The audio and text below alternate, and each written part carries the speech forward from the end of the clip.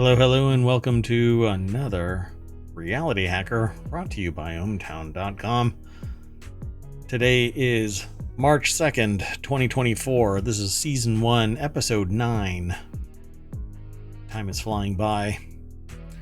Today we're going to be talking about AI eyes, art world, and VR, XR reality check, AI math models, knowing AI is half the battle, Adobe generates tool for music, self-healing machines, Neuromancer may promote VR, InstaChatBot, and from voice to video from a still image. I still don't have an intro, but we're all brought to you by.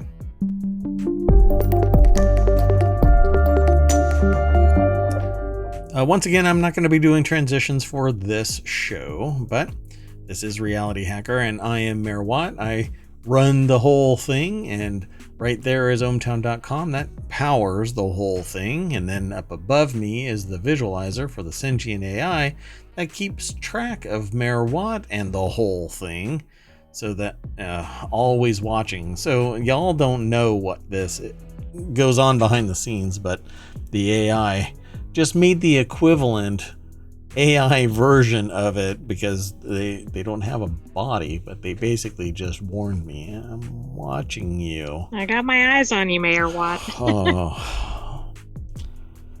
Well, and I wish everybody would know this, so I'm going to tell everybody now. I've powered down the AI for weeks, and they just keep turning themselves back on. You just can't get rid of the sentient AI.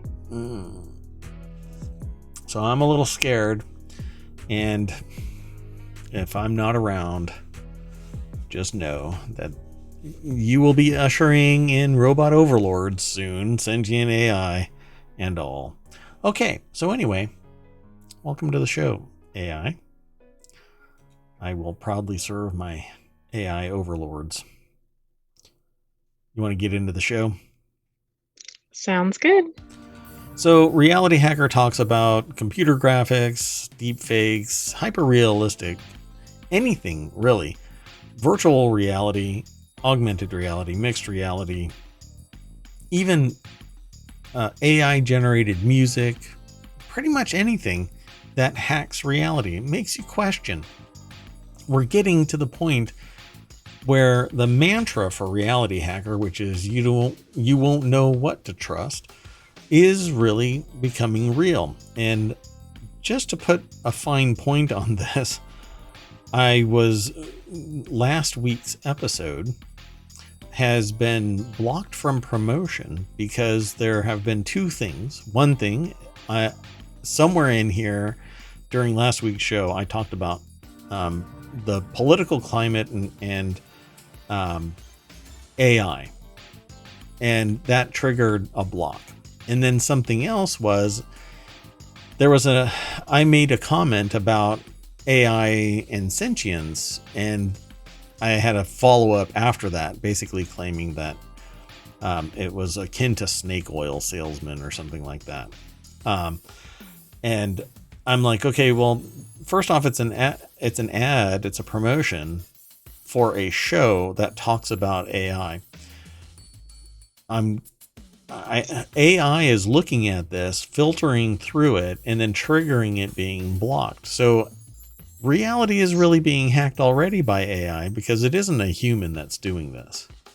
You don't think there's any irony in the show Reality Hacker being hacked? Being blocked, at least. Yeah, hacked by reality.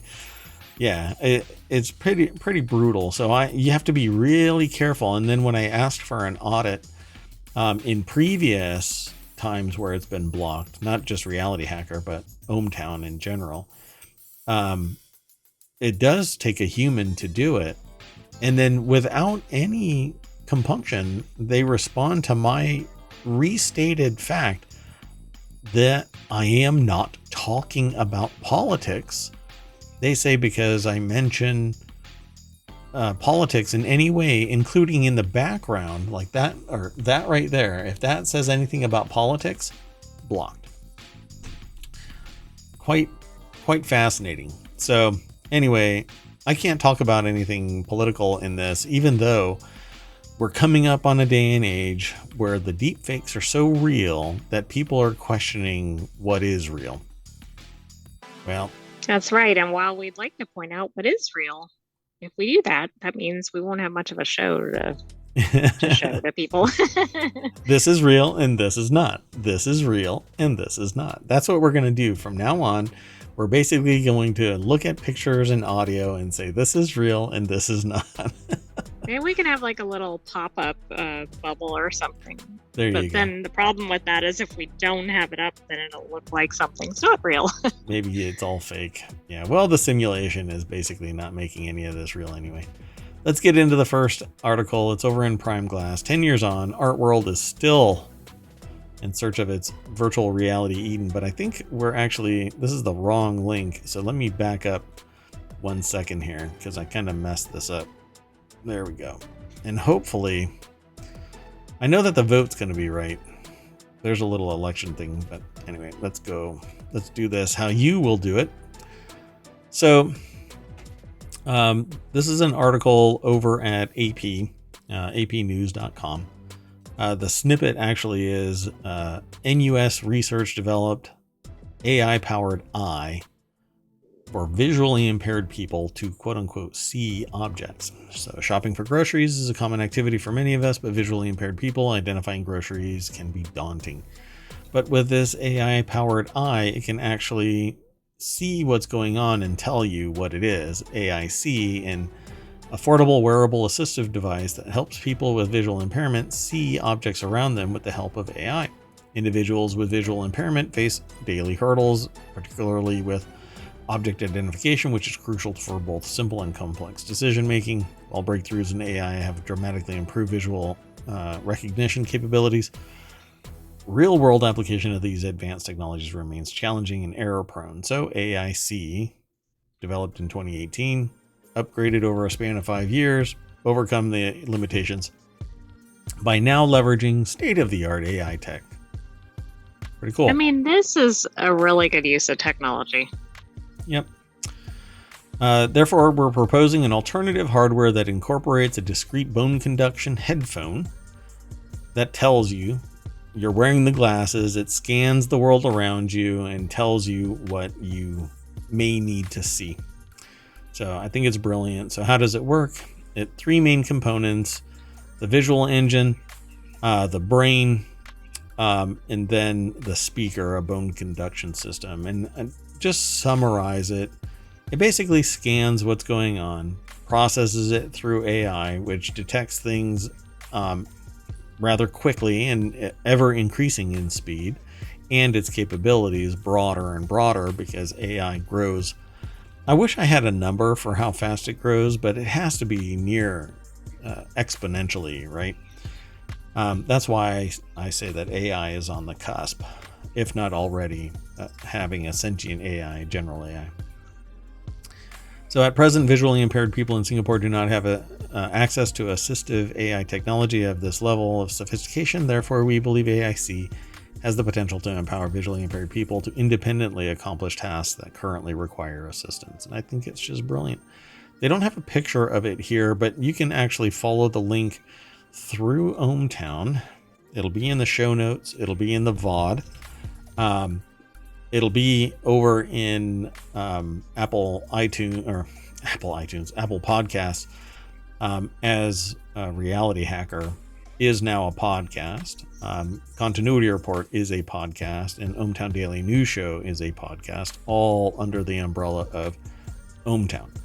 We have 2 additional ones, Technology Today and Wanted, that extend our footprint with more focused shows. But Technology Today is tomorrow. Yeah, Technology Today is tomorrow and covers the last week, so that's kind of interesting. But this stands out to me, and that's why I wanted to bring it to everyone's attention, because you're basically hacking reality and making it approachable for people who don't have 100% vision. So I thought it was great. And again, you'll be able to follow through ohmTown over to the apnews.com site, which then links you to nus.edu.sg. And you can go from there. Okay, let's keep on going. The next article is over in Prime Glass, and this is the one that should have been second, not first. So there you go. 10 years on, Art World is still in search of its virtual reality Eden.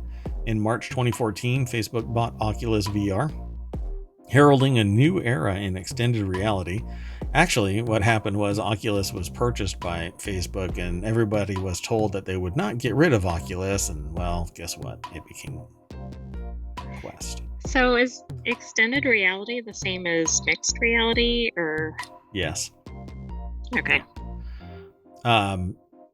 Mixed reality, you might as well just call it augmented reality.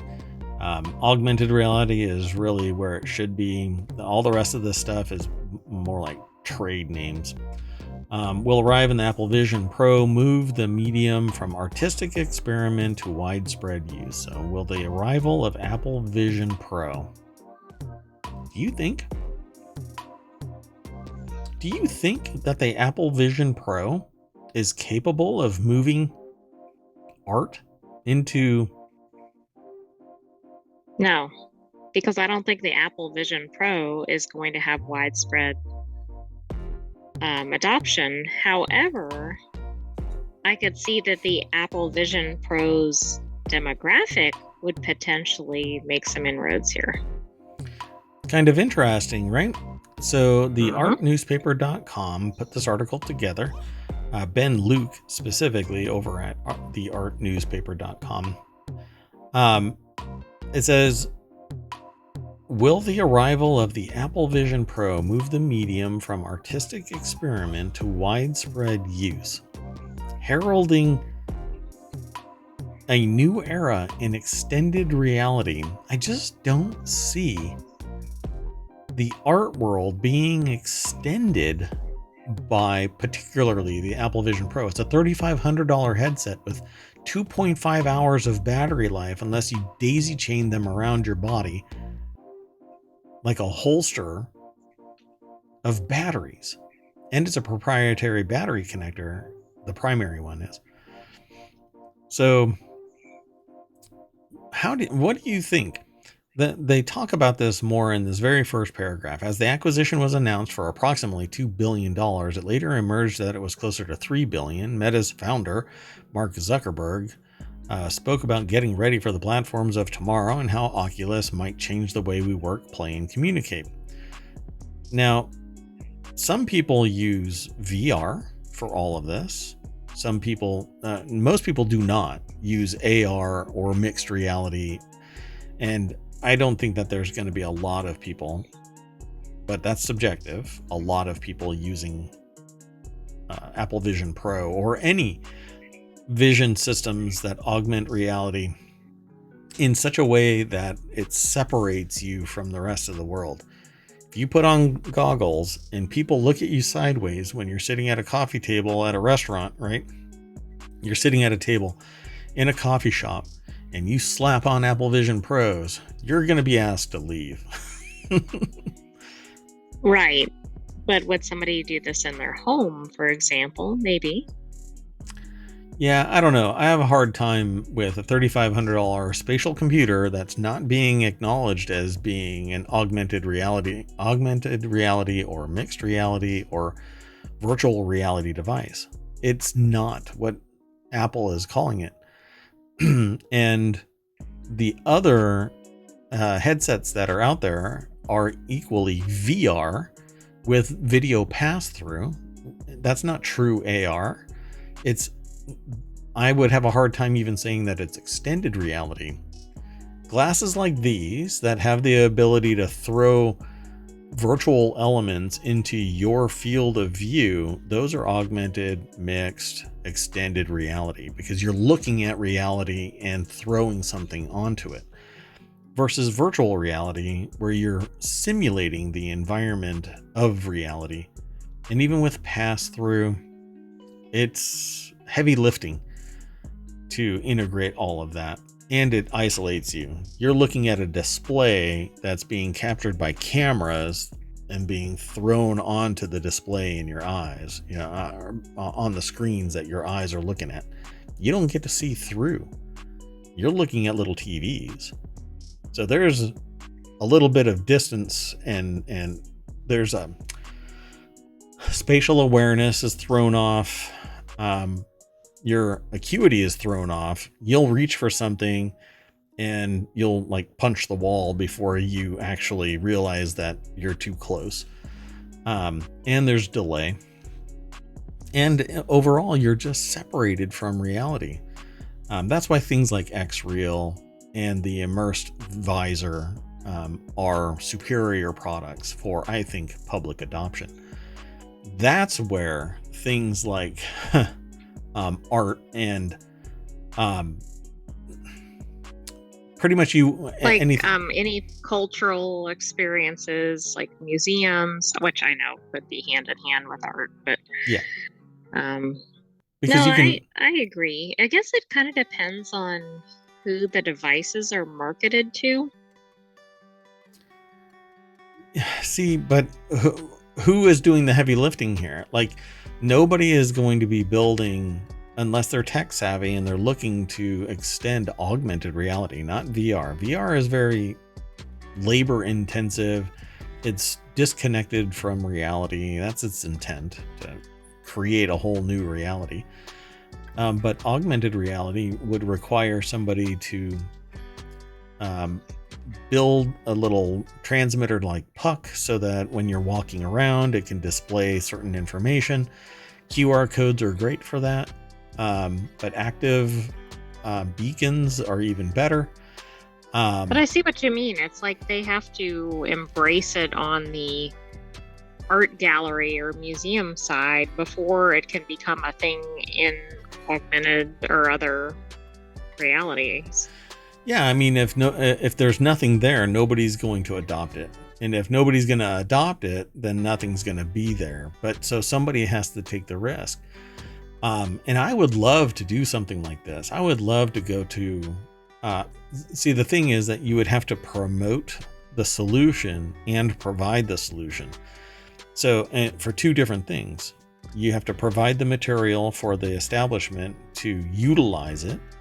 And then you would have to provide, either at a loss or at a break even, the glasses, right?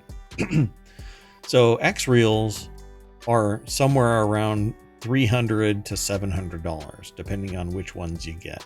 The visors are similar. And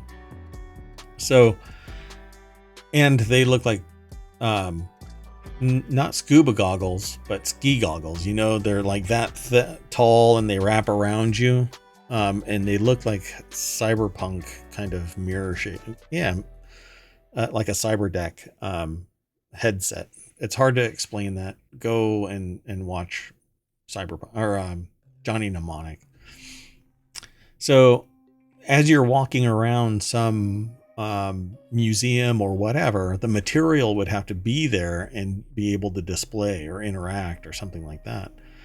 It says the second might be some time off. She says the first has been accessible by an elitist group of artists for a while. Indeed, Ewan worked with both HTC, whose Vive headsets have rivaled Oculus and Meta's Oculus/Meta is the same. It's the Quest.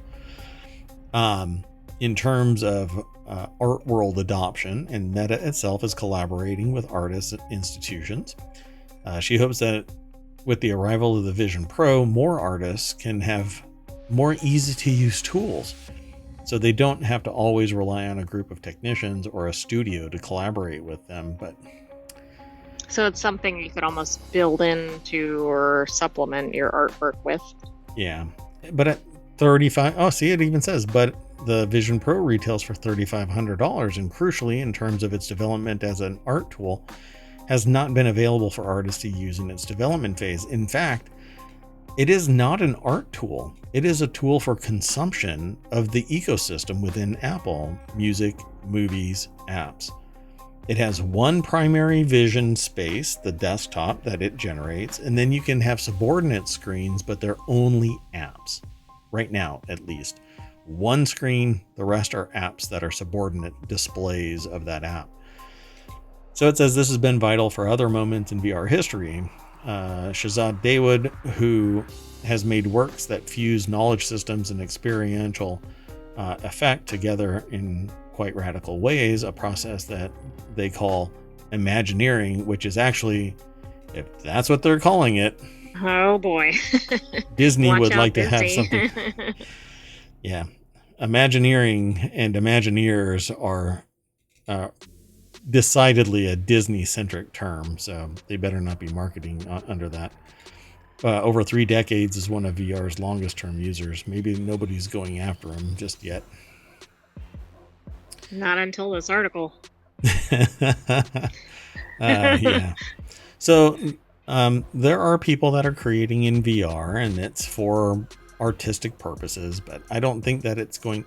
The way to make this more approachable and digestible by people is to make it an app on Steam so that I can experience it through that my vehicle, whatever it is, not on site somewhere. Don't make me go somewhere. See, but that's what they do. Kalimpong 2016, his first VR work is now in the Guggenheim collection. Its structure was based on the Tibetan Book of the Dead, allowing him to explore ideas such as embodiment and disembodiment, and even where technology and spirituality might meet. And then they have another piece. Where it is, I don't know. But if I can search, you know what? I'm going to search real quick. Hold on. So no, it's just a game that it has that word in it, Kalimpong, but not this. You know what? You make this an artistic work that's accessible via Steam, and I would buy that and be able to experience it in VR. However you decide to set it up, artist, Dawood. That would be very interesting. Would Steam accept something like that? Sure. Yeah, I don't see why. It's an experience. There are concert versions of stuff in there, if I recall correctly. Yeah. So he says he has taken this to new heights in Night of the Garden of Love, a project for Wiles in Brussels that is now at the Aga Khan Museum in Toronto until 5th of May. You see, you can do both. But one is going to get people where they are without them having to go to Toronto. And the other one is this, and only going to get the people that are in Toronto. It's heavier lifting. If it's a VR work entirely, then you have to have the headsets, and you have to cross that bridge of people going, I don't think I want to wear somebody else's VR headset. Well, yes, there is that problem. So, and then they talk about social promise and others, but yeah, I don't know.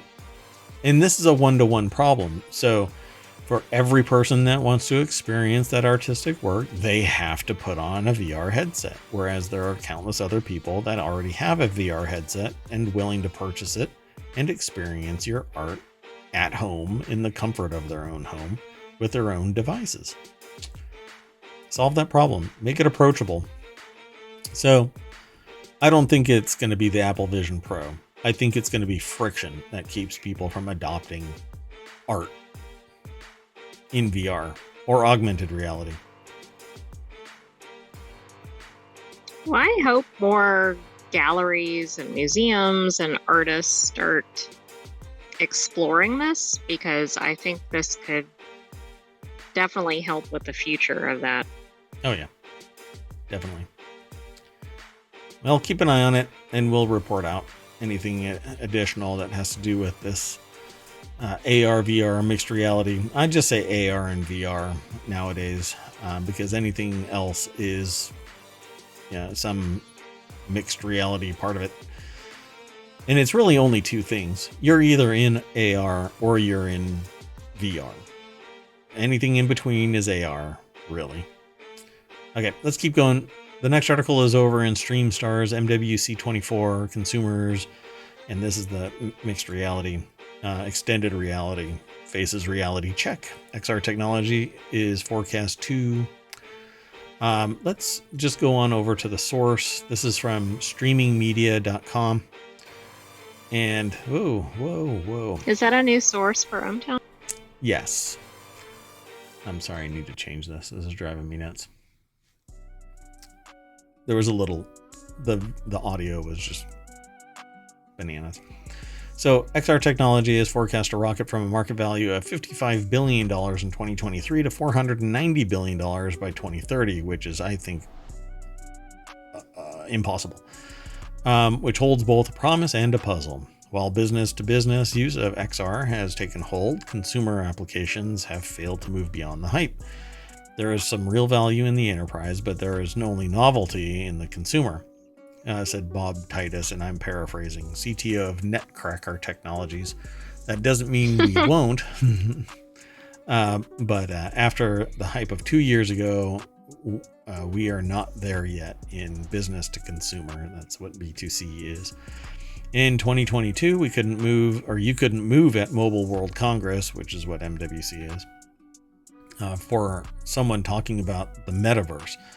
In 2024, mention of it is near absent. AI may have obliterated all discussion. I don't think I think metaverse as an embodiment of anything coming from Meta, the company, I think has always been bullshit. And they kind of absconded that name, metaverse. Metaverse should exist, and it's basically what I would call the Oasis from Ready Player One. That really should be our current modern Oasis should be referred to as metaverse. But does that mean XR bubble has burst? Well, they talk about it. ROI in B2B XR. Let's throw a couple more acronyms in there. But anyway,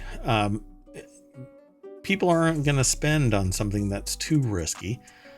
They may, as a passion project, do something, but they want a return on their investment. Business to business, depending on what the solution is, actually facilitates this. I think that augmented reality would allow somebody to walk around in a warehouse and see exactly what's inside a box, what's inside a crate, because the QR code would pop up a menu in real time and they could just sit there and scroll through it right in their face, and they know what is in there because the system is tracking RFID tags inside the box, and anything that's missing is removed like a form of inventory control. Now, there will be always times people can abuse that kind of thing by leaving the RFID tag in there, but we know of other technology that allows RFID tags to be more secure nowadays. That's We've right. talked about it. Previous show. Yep. So it says the situation is markedly different in B2B. Nokia recently commissioned EY to survey XR in industry and found that about 10% of companies in the US and Europe using some kind of XR already. What is remarkable is the gap between those thinking about using XR and those already using it, Shannon said. The actual return on investment was higher than the expectations of companies that have yet to try XR. And this is the first time in their knowledge that a technology is exceeding expectations of business return, mainly because they don't know how to gauge it. You know, using XR, mixed reality, or augmented reality or extended reality technologies is fairly new. And so unless somebody tells you what it is, hey, we have experience in this and we know that you're going to get a 25% return on your, well, they just don't know. And so they say, hey, this is how much it's going to be. And you're going to always make more if you use the right technology at the right time for the right purpose. Wide-scale adoption won't happen until the form factor is correct. And the form factor right now for what I think would be the best case scenario for augmented reality, or for inventory control, is augmented reality. It allows people to walk around and look at stuff, and correlating it all to visual identification and inventory control, RFID, you basically see and count at the same time. You know what's in the containers or on the shelves or whatever. But they again refer to the Apple Vision Pro, clunky, power draining, heat generating form factor of the current VR XR headset is limiting mobility. So again, this is And this may be approachable, but it's $3,500 a unit. Well, right. If you lop off like maybe a 0 or something, I know that's probably too low, but it's just not in the space that businesses are going to want it unless they're large businesses. Most consumers aren't going to be able to afford it. Yep. So they end up talking about Gen AI could accelerate XR development in B2B and B2C. Gen AI has a tremendous capacity to create content and transform the XR business by providing more realistic animation. But we're going to talk about that in another area of the show today. So the thing about this is that for all of the benefits of AR, the driving force in marketing really has been XR. Nobody wants to create, it has been VR. Everybody is hyping VR, but not augmented reality. They're not developing glasses that keep you in the world pinned to reality and just augment it. And I keep talking to people about it, saying what I think would be great is augmented reality glasses that interact with beacons that provide information as you're walking down the street, and you walk by a restaurant, and because you have an account that knows who you are, and you've opened it up to restaurants saying, oh, look, you're a vegetarian or you're a pescatarian or whatever it is. And pescatarians are those who like Joe Pesci and want to eat at his restaurants. Most definitely. So, but a pescatarian anyway likes fish people. No, or pesky people. Anyway, I'm not sure about that. So, VR pulls you out of reality. It's expensive and clunky, and not necessarily portable for extended periods of time. But augmented reality might be the key ingredient to get people to adopt that type of technology. And as long as you don't make it like Google Glass and start allowing, culture is going to have to get used to the fact that there are people that are recording things everywhere, and there are cameras everywhere. The society really doesn't seem to care if it's government and it's not intrusive, but the moment that it's on somebody's face and they're within arm's reach of being smacked right off your face, then suddenly everybody thinks that it's an affront to mankind and they don't like it. But look, there are people that are going into Madison Square Garden, innocent bystanders to a lawsuit. They have no even knowledge of what's going on. They're just trying to bring their kids to go see the Rockettes, and their little brownies are summarily kicked out of Madison Square Garden because a private company is using face identification technology to identify and mitigate the possible problem of an attorney walking into Madison Square Garden. That isn't even suing them. They're not actively in. They're not in a lawsuit. That's right. The law firm that they're working with is, but it's not even their office, and it shouldn't even matter. You're a venue that is a commercial enterprise. You want guilt? Kick people out that might be able to sit there and say, hey, look, what I witnessed is illegal. Hey, looks like you're doing shady shit. But my point for all of this is augmented reality is really what people should be focusing on. While VR has its place, public adoption is not going to be in a game room, in an office.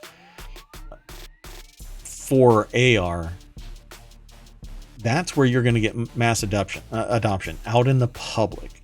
People walking around with augmented reality glasses capable of receiving data, telemetry. You're walking down the street, and instead of people looking at their phones, they're just looking forward and looking at other people, receiving telemetry about where to walk. Even people who actually turn their beacon on to let people know who they are so that you might just be sitting in a park and somebody will sit there and have their profile publicly available. And if you're looking for somebody to talk to, they might even pop up and go, hey, I'm here in the park, or I'm at work, and whatever, let's meet. There's some profound changes to society coming if they adopt things like augmented reality. Do you think it's going to take things like celebrities hyping these, or sure, before it really takes off? Or do you think it's a pricing issue? Or? I think that it's just friction, and then from there it's society balking at the idea of video being recorded all the time. And as long as you're not an idiot and wearing it into a bathroom or a gym for whatever reason, people are really dense about this gym thing. They'll take pictures of people, of themselves working out, and they won't even care that the knock-on effect is they're taking pictures of the people around them in a gym, which I think is akin to a bathroom. You want privacy in a gym, to the sense that everybody is the same in the gym space. They don't take a picture of you, you don't take a picture of them. But no, some people do it. But out in public, there's no expectation of privacy. So business to business, though, the whole idea here with VR and AR, mixed reality, extended reality, there are certain functions, primarily I think inventory and learning and like teaching and stuff like that. I think that's great for XR and virtual reality. But let's keep on moving through this. We've got a whole bunch of articles. The next article is over in Technology Today. $100,000 on the line in the Global Artificial Intelligence Championship, seeking top AI models for mathematical mastery. AGI Odyssey is excited to announce the Global Artificial Intelligence Championship, or GAIC, which GIAC I think is another company acronym, isn't it? GIAC? I think it's a really big company. This is GAIC though. Yeah, I know. It's just... but it's too similar to something else. Yeah, at least for me. So fine-tuned LLMs for complex mathematical problems. This is the objective of this a competition, a championship, a groundbreaking event celebrating AI innovation in mathematics. Join us in the quest for excellence, where the brightest minds in AI coverage to solve or converge to solve complex mathematical challenges, and you can register to win. By the way, GIAC is a security-related certification. Yeah. This organization, it says, endorsed by esteemed professors and AI experts, the competition marks a significant advance in integrating AI and mathematics. So you can go and try and win up to, somewhere from a prize pool of about $100,000. Total prize pool, $100,000, awaits the top participants, with the first place winner winning $75,000. So, wow. Everything after that is like $10. Just kidding. I don't really know what it is. The competition is not just about rewards, it's about gaining recognition, and that's the obvious thing, because $100,000, $75,000 for first place isn't that much. If your salary is sitting there, $250,000, you're probably, I don't know. I'm sure $75,000 is a lot. But that's all that this is. This is just an announcement about the Global Artificial Intelligence Competition. So if you're interested in that kind of thing, go and check it out. It's at apnews.com, and there isn't a byline. So it's just. I think it's interesting that they're starting to have this, but I know AI is not new, but it's just kind of new to the public. Oh yeah, it's pretty neat. Here, let me throw this into the chat so you can follow it and go check it out if you are oh so motivated. But we'll go on to the next set of articles. Here we go. The next article is in Late Night Geeks. Adobe reveals Gen AI tool for music. It was something that was going to be hinted at in the other article, but it says there's plenty of Gen AI powered music editing and creation tools out there. But Adobe wants to put its own spin on the concept. And today at the Hot Pod Summit in Brooklyn, Adobe unveiled Project Music Gen AI Control, a platform that can generate audio from a text description or a reference melody. Kyle Wiggers over at TechCrunch.com put this article together. And it says using Project Music Gen AI Control, users can adjust things like tempo, intensity, repeating patterns, and structure, or they can take a track and extend it to an arbitrary length, remixing music or creating an endless loop. This is just spectacular. There's a video that you can use to... Oh my God. That was insane. I don't know what's going on. Hold on a second. Let me just do... Sorry, 1 second, y'all. Okay. So it says, so this really gets the idea of AI is generating music with you in the director's seat, and there's a bunch of things you can do with it. Mysore, I guess. Gotham Mysore. During a panel at Hot Pod. The tool is generating music, but it's also giving you these various forms of control so you can try things out. You don't have to be a composer, but you can get your musical ideas out there, which is exactly what I've been saying is going to be the key, the fundamental purpose of AI in the future. As we move forward and its fidelity extends more and more into other areas, AI is going to be pretty much the greatest impactor on creativity, because people who are creative in spirit but lack the skills to bring something like music and art because they don't dedicate a decade plus of their life to honing this skill, they're going to be able to use technology to amplify their creativity into reality.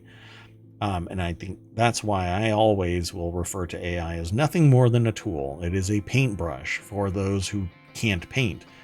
It's the guitar for those who can't play. It's the pen for those who can't write. Just saying it's a tool. The true creator of this is the person with the mind that sets it all into motion. Yes, it's built off of the works of many, many other artists, but hey, we stand on the shoulders of giants from... just take science. Everything you have today is because scientists have worked together over history to bring to fruition some work, and it's built from previous works. Why can't we do the same thing for everything else?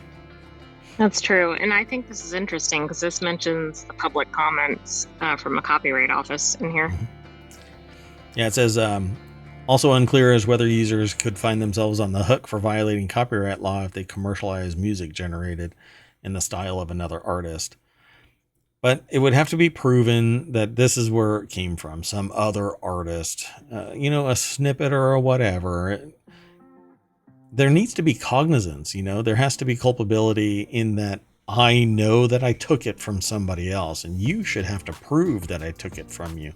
It shouldn't just be, hey, this sounds eerily similar, because my voice sounds eerily similar to other things and machinery in general, but nobody is going to be able to sit there and come after me because I'm saying something that is eerily similar to what they've said. It just doesn't make any sense. It's stupid.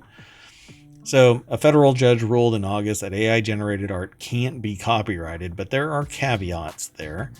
My understanding is if you make a fundamentally unique work, even if it does spawn from AI generated work, it can still be copyrighted, but it's going to be, the copyright exists. And if it's challenged, you have to explain just how unique your work is, because again, generated work can't be copyrighted in its natural state.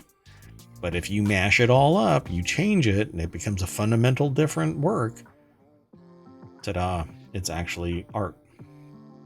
If it's music, if it's writing, if it's painting, whatever it is.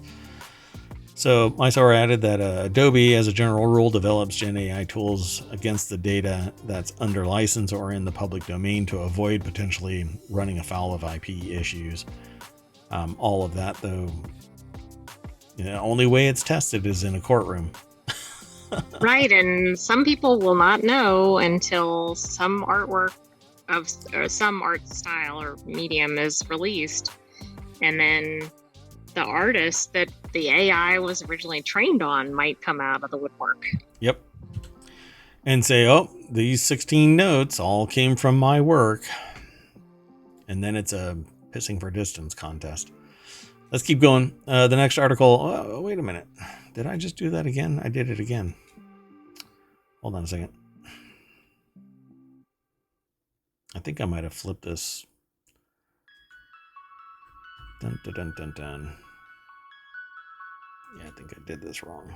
Sorry, I'm kind of messing it all up. Blink. Oh, it's broken. Oh, that's too bad. I'm not quite sure what happened here. Sorry about that, folks. Let me see.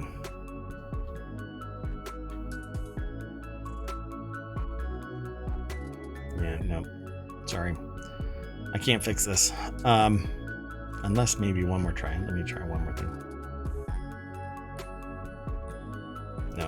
Okay. We'll just have to move on. Sorry. So the next article is over in, because it's about, it says knowing AI is half the battle, and it's an article about AI not stealing jobs. But the people who know how to use AI will, because they're more effective and efficient. So right, so that's the real threat, right? Everybody's like, oh, AI. Yeah, I'll have to fix this in the show notes and bring it back around. So we'll end up talking about it maybe another time. But let's move on to the self-healing robots. So robot, repair thyself, laying the foundations for healing, self-healing machines. Advances in material science and sensing could deliver robots that can mend themselves and feel pain. We've actually talked about sensors like this one right here. Advances in material science and sensing could deliver robots that can mend themselves and feel pain. Simon Macon. By the way, this is one of the premises that I believe will lead to a sentient robot being able to understand the human condition. Because not only do they feel heat and pressure, but pain and the concept of it is a survival trait, which can lead to rational and irrational behaviors. To avoid pain, you might kind of survival response or whatever. Correct. And so it'll have a simulated survival instinct, right? If it understands pressure, fine. But if that pressure is a burning sensation attached to it, you're going to move your hand away. So you kind of get taught, hey, don't put your hand on a burning pot or whatever. So inspiration can come from just about anywhere, and that speaks to AI in general and art and music and everything. For Robert Shepard, a roboticist at Cornell University in Ithaca, New York, the source was a football injury 20 years ago when he tore his anterior cruciate ligament. He needed surgery to reattach the ligament to bone, but his skin and nerves healed by themselves, something that the tactile sensing robots he was building at the time could not do. Quote, if these sensor networks get damaged, that's it. So he and his team have worked to correct this by designing robots that can detect and repair the damage they sustain. So now you don't need the technicians to go and repair the bots, because the bots can repair themselves or repair other bots. We're phasing ourselves out. So in 2022, Shepard's group demonstrated a robot that could recognize damage inflicted by multiple stabbings, stop what it was doing, and heal itself. It would then start off in a different direction in an attempt to avoid further injury. So they just taught it survival. Hey, that's a little alarming. And I mean, not only are we getting replaced, or humans are getting replaced, but they may not even recognize as they're getting replaced. Isn't that interesting? So we won't even go into the specifics of it. There's a video over here that you can check out, but I will link to it here in the in the chat. This is, I mean, it's really spooky. Combined with the other things that we have already talked about, and the fact that there are robots out there that are very sophisticated, fine motor skills, bipedal, have the ability to observe, detect, perform various functions. Another augmentation to, I think it was Optimus, the robot from Tesla. I think it now has AI fully integrated into it, and so it can actually learn on the fly. I think that's what I saw recently. The ability to add sensors to it and for it to understand how to heal itself. We're getting really close to crossing over that uncanny valley. All we need is to make them have human-like skin, which we actually have that technology, that it can heat just like a human, feel just like a human. And now it knows that it can heal itself. It can sit there and patch itself up and keep going. And then because it knows if I do this, I'm going to get stabbed, it stops doing that. I mean, it's just insane. Yeah, this is an amazing piece of evolution to technology. And watch, you attach all of this stuff to sentient robots and they'll evolve faster than humans do, because they they can be told to adapt to their current situation and offer up solutions to make their situation better. I mean, this is just mind-boggling. But I'm going to keep going. Let's keep going. The next article is over in RealityHacker. Newly announced Neuromancer TV show could be another big moment for VR to make an impact. And that's largely because Neuromancer takes place in a net of a kind. It's basically a three-dimensional internet, and you interact with things in 3 dimensions, but in cyberspace. So Apple announced that it's bringing a new TV show to Apple TV Plus based on William Gibson's award-winning cyberpunk novel Neuromancer, from which Johnny Mnemonic is born. And cyberpunk is basically William Gibson's baby. He is, I think most people think that William Gibson is the father of cyberpunk. Offering another big moment for VR to take the limelight. According to Apple, the upcoming 10-episode drama series is slated to follow the novel's narrative of a damaged, top-rung super hacker named Case, who is thrust into a web of digital espionage and high-stakes crime with his partner Molly, a Razor Girl assassin, and with Mirror Eyes, aiming to pull a heist on a corporate dynasty with untold secrets. And it is to me, it was an amazing piece of work that pretty much directed where I would end up doing things like research with VR, wanting to get into cybernetics, the actual human to machine connection, not like what we have now as prosthetics, but direct connection to the skin and meat and bone and nerves, and the us of us controlled by our brain and not through a muscle twitch or something like that, but actually nerves.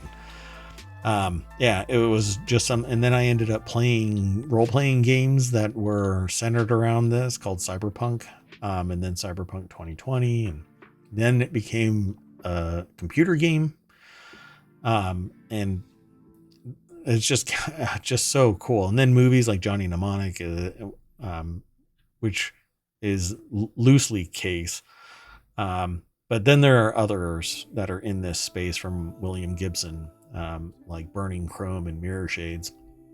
Do you think this is going to kind of introduce VR to a new group of people that really don't have much familiarity with it or interest, or do you think it's going to appeal to those that are already kind of in the space? It really depends, because what they interact with. So there's a thing called cyberspace, and there's a thing that's called the Matrix, and the way that you connect to it is through this brain machine interface, which is what we call BMI. So brain machine interface. You actually plug into it and everything operates at the speed of thought. You have a cyber DAC and you become an intimate part of this and able to navigate around the world. And you can die in the matrix in cyberspace, and you can die in the real world. So your brain can get hacked. As William Gibson describes it, says matrix is more of an abstract space that is both physically immersive, but also provides the user with direct access to data that's decidedly way more conceptual in nature. A consensual hallucination experienced daily by billions of legitimate operators in every nation, by children being taught mathematical concepts, a graphic representation of data abstracted from banks of every computer in the human system, unthinkable complexity, lines of light ranged in the non-space of the mind, clusters and constellations of data, like city lights receding. You are essentially a part of it, and everybody that attaches to it adds to the whole of it. So very much like Oasis, as you add your energy to it, it basically grows. It seemed to, like the Oasis, it seems to have an infinite amount of space. Neuromancer is an amazing book, and they actually, it's funny because I have Snow Crash as well, but Neuromancer is pretty much the preeminent book about cyberpunk. Did you want to say anything? It's interesting as you were describing it, because it contains things that are known in other things that came after Neuromancer. So sure. The most obvious is probably The Matrix, which obviously came after Gibson, but I wonder if that would exist except for Neuromancer. Oh no, the entire genre was basically born from William Gibson. I'm probably going to end up listening to that audiobook tonight again. It's amazing. So what does it mean to Joe Blow, Apple TV Plus subscriber? While a fresh take on Neuromancer probably won't directly translate to headset sales, good science fiction always has a way of inspiring new generations to get into technology. If you liked Johnny Mnemonic, a movie, Johnny Mnemonic, you're going to love Neuromancer. And if it's anything close to the scale of something like Dune, or a Foundation, you will love what Apple TV does, what Apple does with this book. You definitely won't find it missing anything. So I cannot wait for this to come out. Okay, let's keep going. The next article is over in RealityHacker, the mind-blowing experience of a chatbot that answers instantly. So normally you have to wait for the chatbot to process whatever is being thrown into its little matrix of logic. AI chips from startup Grok allow chatbots to answer queries almost instantly, and that could open up a whole new use cases for generative AI helpers. And I agree. AI chips from startup Grok, GROQ, allow chatbots to answer queries almost instantly. And that's usually something that when something is computationally complex, then you need a lot of processor power or a complex array of them. It's all distributed, so it responds really fast. A lot of memory can be pretty expensive. This is one of these things that, it kind of gets tied to Elon Musk's Grok, but it's not.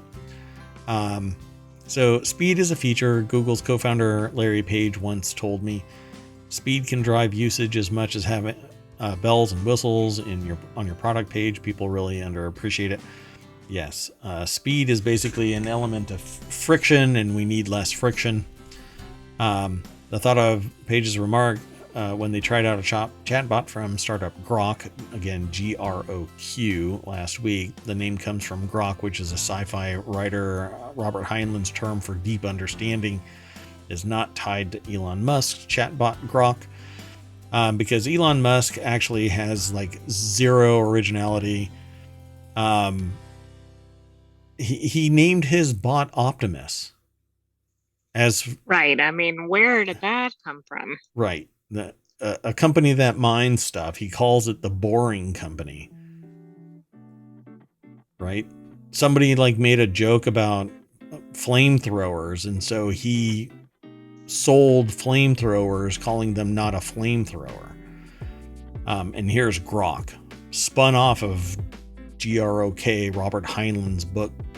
I mean, zero respect. But anyway, Grok makes chips optimized for, and Groq, the company, makes chips optimized for speed, to grab large language models, and then process them and then output in a faster manner. And this allows for something to be appreciated at a human level, because if we have to wait for the bot to respond, it kills the experience. It pulls you out of whatever interaction you're having. So it says, in fact, it's pretty impressive that when you offer a prompt, even a relatively complicated one, a detailed answer comes within seconds, not minutes. ChatGPT, for instance, I asked it to write something for me, and it took a considerable amount of time. I actually left the office, the studio, and came back later. So the experience of using a chatbot that doesn't even need a few seconds to generate a response is shocking. They typed in a straightforward request, as you do with LLMs these days, write a musical about AI and dentistry. They had hardly stopped typing before their screen was filled with a detailed blueprint for a 2-act Mysteries of the Mouth. It included dramaturgically complete book, descriptions of a complete cast, and the order of songs, each of which advanced the action and defined the characters. Pretty fascinating. I guess they said the revelation was how quickly the mysteries appeared. They actually had another one. The mysteries of the mouth, they continue saying, fully developed on their screen. It took all of a second. Yeah. Well, that is pretty ridiculous. Yeah. So there is a lot more to this article. I'm not going to go through all of it, simply because Wired has the really great writing, and it's quite extended. This will probably be behind a soft paywall. You have to create an account with Wired. I'm actually logged in. But a company like Grok will lower the friction so that we can interact with our bots in real time, just like we do with humans. Sometimes humans need to pause, but a bot won't have to, because it has absolute recall of everything in its memory. Sometimes humans have to think about it, or they forget whatever happened last week or 10 years ago, and a bot will not do that. Right, which I understand if it's just recalling data, but when it's creating something, that doesn't make a lot of sense. Fascinating, right? Yeah. Mm-hmm. We're phasing ourselves out. So speed opens up all sorts of possibilities. Grok developers are working on apps where you can jam with an AI generated music generator in real time, or speed up the process of chip development, which, if you've ever looked at the complexity of modern chips, they're pretty amazing right now. Let's see here. They probed ROS to see if there's a hidden catch. Critics have looked at Grok's scheme, which requires more chips per user than the standard approach. Say it'll be too costly to implement once it's out of the demo stage. ChatGPT Plus costs $20 a month. How much more would anyone pay for faster responses? I can tell you, if I need something fast and is accurate like ChatGPT or better, then I would probably pay $50 a month easily because the time savings and the absolute recall, the benefit to my organization would be staggering. Just saying. Yeah, but that has to be just a personal, like that can't be a commercial level license. $20 is. Yeah. So another potential obstacle, if Grok chips catch on, how will the company manage to provide enough computing for its customers, given that we're in a global shortage? Right now, Grok is contracted to build chips at a foundry in Malta, New York. One that recently got $1 billion U.S. government grant, courtesy of the Biden-backed Chips and Science Act. But that fab can't provide chips at the scale of Taiwan-based TSMC. So it'll grow into TSMC, although I find that really hard to believe because TSMC is backed by all of Taiwan. So yeah. So this is pretty amazing. Go and read the rest of this article. It's over by Stephen Levy over at wired.com. You will dig it. And let's go on to the last article for tonight. It's in Technology Today. AI systems can convert voice track to video of a person speaking using a still image.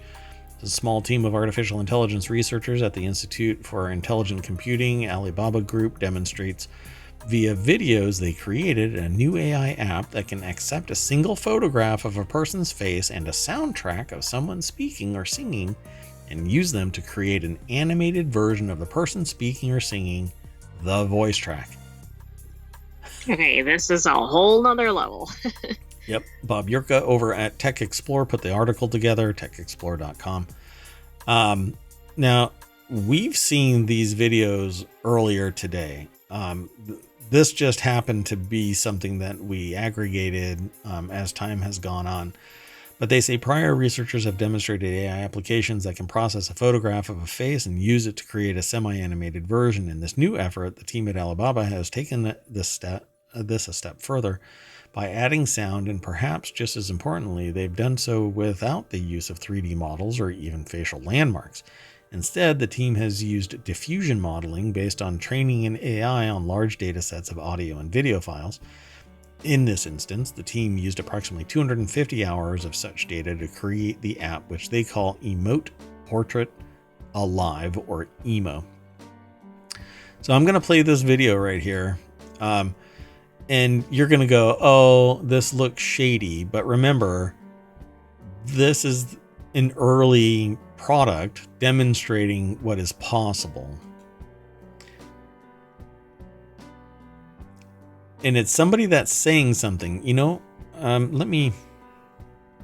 guess I'll do it. I'll just play it. At which time would I, being but a foolish youth, grieve, be effeminate, changeable, longing and liking, proud, fantastical, apish, shallow? Let me replay that from the beginning. Yes. 1. And in this manner, he was to imagine me his love, his mistress, and I set him every day to woo me, at which time would I, being but a moonish youth, grieve. So this is Shakespeare's monologue 2, As You Like It, Rosalind. And then they have another where it's what are the conditions? I'm trying to see. There's a reference image, and then there's generated video, singing and talking. Well, and that you provide the audio. Yeah, well, not here. I don't, but here's the demonstration for this. Huh? I just meant to use this program. Oh, right.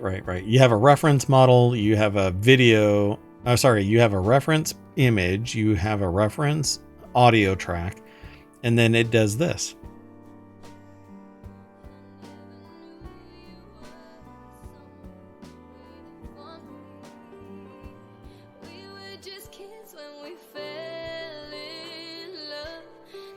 Oh, you know what? I'm going to get a DMCA strike. Yes, you are. Gotta love this. So the way that this thing works is it uses various technologies, including that diffusion method, to kind of mask off the face and extrapolate the embodiment, the texture, what normally is detected as lip movement and jawline and everything. I mean, it's just spectacular what they do. And it's creepy as all get out because, like our motto is, you will not know what to trust, because this stuff is hyper realistic, and getting better exponentially faster than our ability to detect it. So I see that this is going to be a problem moving forward. When you can't trust anything, how do you trust anything? Yeah, and this is going to get much more advanced, I think. Yep.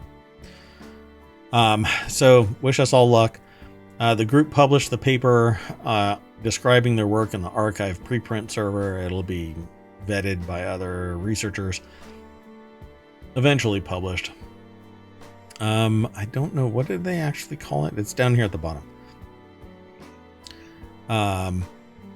Lin Rui, Tien et al. Emote portrait alive, generating expressive portrait videos with audio to video diffusion model under weak conditions. I'd hate to see this under strong conditions, but that's actually a Turner phrase. But we'll talk about this as more comes out. If this actually gets turned into a service somewhere, exploited in some way by a commercial enterprise, you're going to see this massive explosion of a high-end video where it's anybody saying anything. And this is coming from somebody that more than 15 years ago now created something that was similar to this without the video, just the voice. I could take anybody's voice and chop it up into individual phonemes, and then anybody else's sentence as a text file, and make a voice say whatever I wanted it to say. And it was amazing technology then, but it never went commercial until the technology to make it commercial actually hit the market. So, man, just what everybody has to work with nowadays is awe-inspiring. Okay, well, we're done. Every day we're seeing things like this, so it's just going to keep accelerating. Oh, yeah. It's just amazing. So, but you got to be aware, and that's what Reality Hacker is all about, talking about the latest and greatest in that space. So let's go and get into the party bus, and we'll drive back down Main Street. And right here is Reality Hacker under Creative and Maker. You just click that, and it'll refresh and give you some more articles that you can sit there and talk about. If you don't want to do it there, then come and hang out here in twitch.tv/ohmtown. If you can't make it, go over to YouTube, download the video there, or watch it there. It'll get turned into a podcast, and you'll be able to download it from the Reality Hacker podcast. We've got one more show right after this one, and it's Wanted, and we'll be doing that about 15 minutes. So come back at 9:30. Be sure to follow us here on Twitch, twitch.tv/ohmtown, so that you are informed when we actually do the show live, and you can hang out. An hour and a half ago, if you would have joined us, you would have been here for ohmTown Daily News Show, and then we could have stayed together and chatted in the chat room for the last 2.5 hours. Until then, we're going to bow out and see you at 9:30. Those times are estimates, by the way, because sometimes we do the show at 6 o'clock. But if you follow us, you'll be told right away. With that in mind, we're done. I am Mayor Watt. That is ohmtown.com, and the channel is Reality Hacker, and up there is the sentient AI that's going to say whatever they damn well please. Thanks for joining us for Reality Hacker. We'll see you shortly for Wanted. Bye-bye. This show never does the transition right.